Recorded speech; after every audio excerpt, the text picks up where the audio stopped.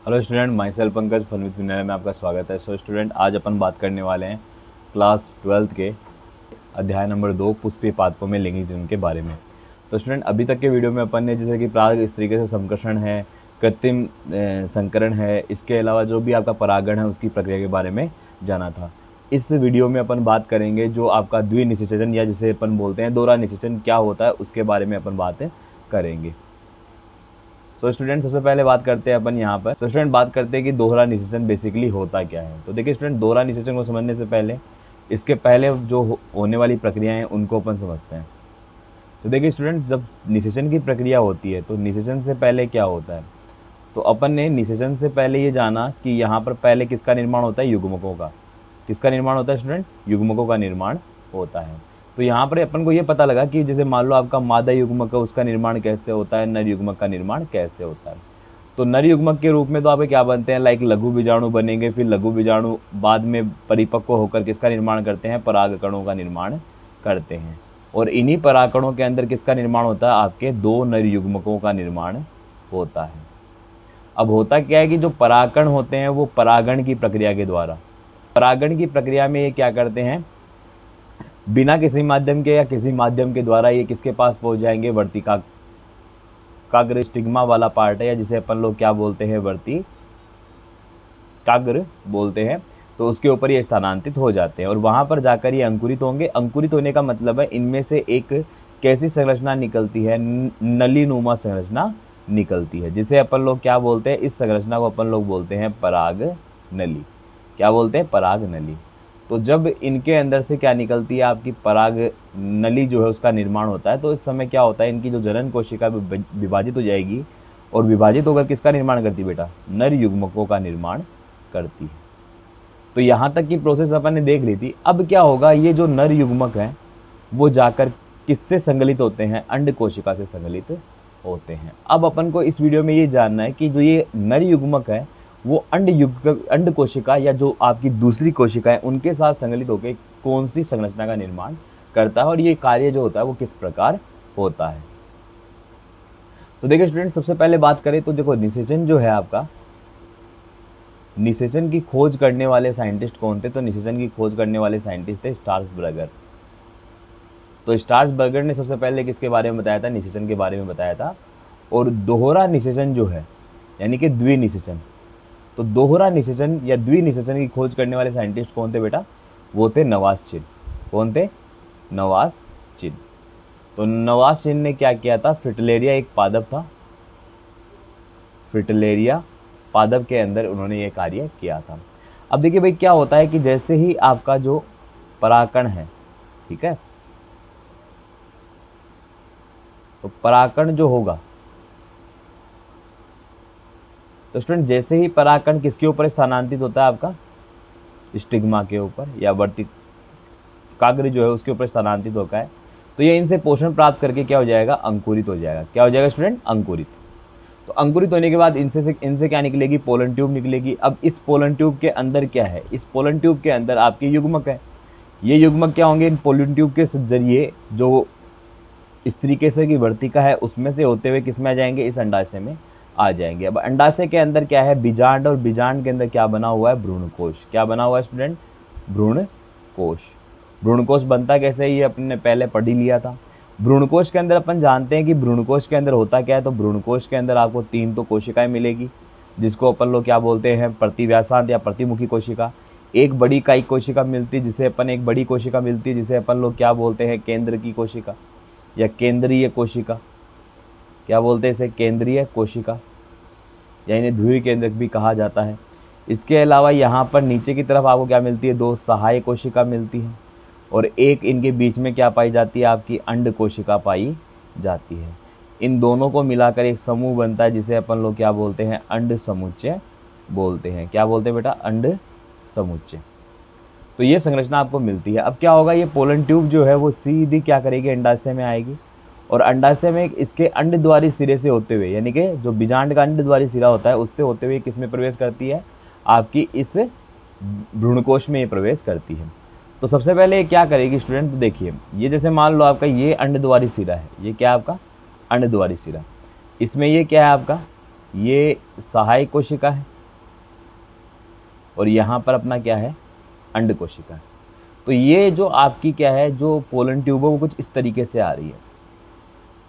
क्या आ रही है आपकी, कुछ इस तरीके से आ रही है।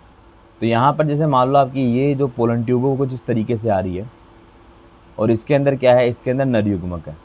अब ये नर युग्मक जो है वो किस में स्थानांतरित हो जाएंगे, वो इसके अंदर स्थानांतरित हो जाएंगे। तो ये क्या करते हैं, यहाँ से होते हुए पहले तो क्या करेंगे, इसको एक नर युग्मक प्राप्त होगा। तो जो नर युग्मक किससे संगलित होता है आपका, जो नर युग्मक अंड कोशिका से संगलित होता है, किससे, अंड कोशिका से। तो जब एक नर युग्मक अंड कोशिका से संगलित होगा वो तो क्या बनाएगा, युग्मनज। क्या बना देगा, युग्मनज। और जो दूसरा नर युग्मक होता है वो क्या करता है, जो बीच में आपकी केंद्रीय कोशिका पाई जा रही है उसके साथ जाकर संगलित हो जाएगा और ये बना देगा प्राथमिक भ्रूणपोष केंद्रक। ये क्या बना देगा, प्राथमिक भ्रूणपोष केंद्रक।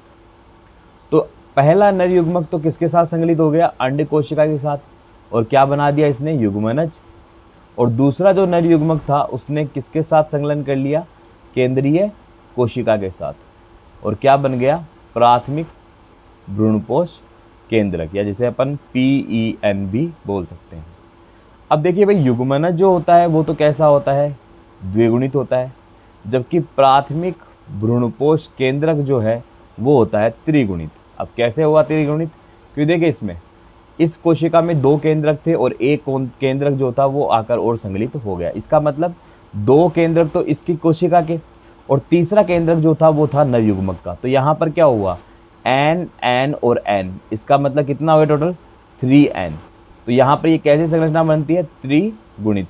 अब मेरे को एक बात बताओ, जो आपका युग्मनज है, क्या है आपका बेटा, युग्मनज जो है उसमें कितने केंद्रक संगलित हुए। तो युग्मनज के अंदर जो आपका युग्मनज है उसमें जो युग्मकों के 2 केंद्रक यहाँ पर संगलित हुए, जिसके कारण यहाँ पर द्विगुणित रचना बनी। लेकिन यहाँ पर कितने केंद्रक संगलित हुए हैं, 3, यानी यहाँ पर टोटल 3 केंद्रक जो है वो आपस में मिले हैं, जिसके कारण यहाँ पर त्रिगुणित रचना का निर्माण हुआ। इसका मतलब कि इस संलयन को अपन लोग क्या बोल सकते हैं, त्रिसंलयन बोलते हैं। क्या बोलते हैं बेटा, त्रिसंलयन। यदि 3 केंद्रक आपस में मिलते हैं तो इसे अपन बोलते हैं त्रिसंलयन। और इसके अलावा यदि मैं बात करूं कि यहाँ पर निषेचन कितनी बार हो रहा है, तो बेटा यहाँ पर 2 बार निषेचन हो रहा है। कितनी बार निषेचन हो रहा है, 2 बार, क्योंकि एक तो किसके साथ कर रहा है, एक नर युग्मक तो अंड कोशिका के साथ कर रहा है और दूसरा नर युग्मक जो है वो केंद्रीय कोशिका के साथ कर रहा है। इसीलिए इसे अपन क्या बोलते हैं, दोहरा निषेचन। तो आवर्तबीजी पादपों में दोहरा निषेचन के साथ साथ क्या पाया जाता है स्टूडेंट, त्रिसंलयन पाया जाता है। लेकिन एक बात याद रखना स्टूडेंट, 2 बार तो इसमें मिलेगा, लेकिन वास्तविक निषेचन किसमें मिलता है, वास्तविक निषेचन नर युग्मक और अंड कोशिका के मिलने को ही बोलते हैं, जिसे अपन सिनगेमी भी बोलते हैं। क्या बोलते हैं इसे, सिनगेमी। तो बेसिकली यहाँ पर जो वास्तविक निषेचन है वो तो सिर्फ किसमें देखने को मिलेगा आपको, अंड कोशिका नर युग्मक में ही। लेकिन वैसे कितने निषेचन होते हैं, यहाँ पर 2 निषेचन होते हैं, इसीलिए इसको अपन क्या बोलते हैं, दोहरा निषेचन बोलते हैं। क्या बोलते हैं स्टूडेंट, दोहरा निषेचन। अब देखिए भाई, यहाँ पर आप लोग देखते हो ये जो आपका डायग्राम है वो उन्हें NCERT का ही लिया है, ठीक है, कुछ अलग अपन ने यहाँ पे नहीं लिया है। NCERT का डायग्राम लिया ताकि आपको डायग्राम भी याद रह जाए। अब देखो भाई, यहाँ पर ये अंकुरित परागकण है जिसके द्वारा क्या निकली हुई है, नली जो है वो यहाँ पर आपकी निकली हुई है। अब यहाँ पर आप लोग देख पा रहे हो कि यहाँ पर जो अंदर की तरफ ये जैसे ही क्या होती है, इसमें प्रवेश करती है। कौन से सिरे से प्रवेश कर रही है, ये आपकी प्रवेश कर रही है अंडद्वारी सिरे से। जब पराग जो है वो अगर अध्यावरण से प्रवेश करती है, इसे अपन बोलते हैं मध्य प्रवेश या मीजोगेमी, और निभाग सिरे से कर रही है तो इसे अपन बोलते हैं चेलाजोगेमी। और अगर यहाँ से मतलब अंडद्वारी सिरे से करी, जो कि ज़्यादातर होता ही है, इसे अपन लोग बोलते हैं पोरोगेमी। क्या बोलते हैं स्टूडेंट, पोरोगेमी। तो यहाँ पर पोरोगेमी दिखाई दिया आपको। अब क्या होगा, इसमें जो क्या है, इसमें बेटा जो आपके, तो इसमें जो क्या है आपके युग्मक है, क्या है, 2 युग्मक है। अब एक तो क्या होगा, एक तो आपका इस अंड कोशिका के साथ संलग्न हो जाएगा और दूसरा जो होगा वो आपकी इस द्विकेंद्र की कोशिका, जिसे अपन केंद्रीय कोशिका भी बोलते हैं, उसके साथ जाकर संलग्न हो जाता है। इस डायग्राम में आप लोग देख पा रहे हो कि यहाँ पर जो आपका क्या है, जो आपका नर युग्मक था वो किसके अंदर चले गए, सहायक कोशिका के अंदर। और सहायक कोशिका जो यहाँ से अभी क्या प्रवेश कर रही है, पराग नलिका प्रवेश कर रही है, उसने क्या मुक्त कर दिया, इसने अपना नर युग्मक मुक्त कर दिया। अब एक तो किसके साथ जाके संलग्न हो जाएगा, अंड कोशिका के साथ, और दूसरा जो होगा वो यहाँ से निकलते हुए किसके साथ संलग्न हो जाएगा, ध्रुवीय केंद्रक, या अपन बोल सकते हैं केंद्रीय कोशिका के साथ संलग्न हो जाता है। और इस प्रकार क्या होता है, निषेचन की प्रक्रिया संपन्न हो जाती है। तो जो चीज़ मैंने आपको अभी तक समझाई थी वो चीज़ अपन इसमें पढ़ते हैं। ठीक है, एनसीईआरटी ने क्या बताया, देखो भाई, एक सहायक कोशिका में प्रवेश करने के पश्चात जो आपकी पोलन ट्यूब होती है उसके द्वारा सहायक कोशिका के जीव द्रव्य में क्या किए जाते हैं, 2 नर युग्मक अवमुक्त किए जाते हैं। मतलब कि इसमें 2 नर युग्मक छोड़े जाते हैं।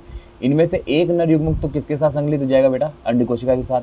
अंड कोशिका की ओर क्या करता है, गति करता है और केंद्रक के साथ जाकर क्या जगह संकलित हो जाता है, जिससे युग्मक संलयन पूर्ण होता है। तो यहाँ पर तो क्या हो गया, युग्मक संलयन यानी सिनगेमी पूर्ण हो गई, जिसके परिणाम में क्या मिलता है अपन को, एक द्विगुणित कोशिका मिलती है, जो मैंने बताया था आपको। इसे अपन क्या बोलते हैं, युग्मनज। क्या बोलते हैं इसे, युग्मनज।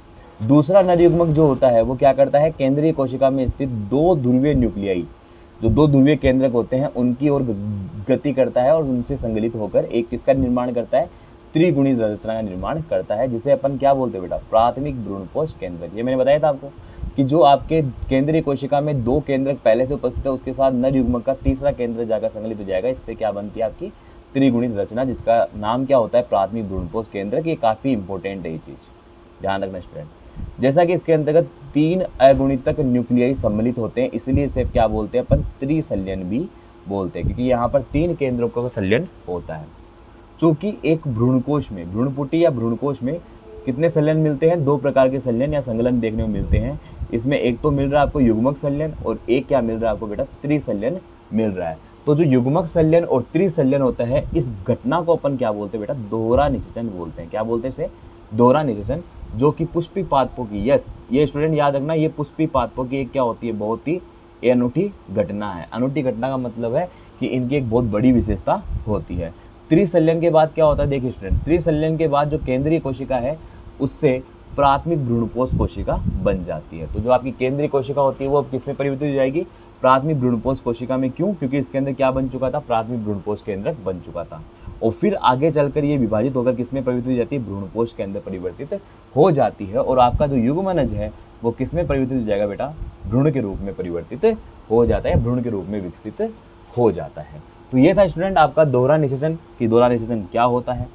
नेक्स्ट अपन बात करेंगे कि जो निषेचन की जो पश्च घटनाएं होती हैं, ठीक है ना, कि निषेचन तो हो गया, अब उसके बाद क्या होगा उसके बारे में अपन लोग अगले वीडियो में बात करेंगे। तो स्टूडेंट अगर वीडियो अच्छा लगा तो वीडियो को लाइक करें, सब्सक्राइब करें, ज़्यादा से ज़्यादा शेयर करें। Thank you and have a nice day.